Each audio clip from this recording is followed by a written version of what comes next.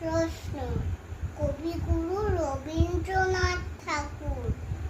মা গো, আমায় ছুটি দিতে বল, সকাল থেকে পড়েছি যে মেলা। এখন আমি তোমার ঘরে বসে করবো শুধু পড়া পড়া খেলা। তুমি বলছো দুপুর এখন সবে, না হয় যেন সত্যি হলো তাই। একদিনও কি দুপুর বেলা হলে বিকেল হলো মনে করতে নাই? আমি তো বেশ ভাবতে পারি মনে, সূর্যি ডুবে গেছে মাঠের শেষে। বাগদি বুড়ি চুপড়ি ভরে নিয়ে শাক তুলেছে পুকুর ধারে এসে।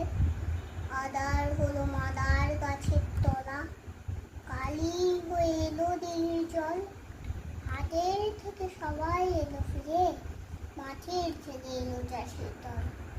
মনে কর না উঠল সাঁঝের তারা, মনে কর না সন্ধে হলো যেন।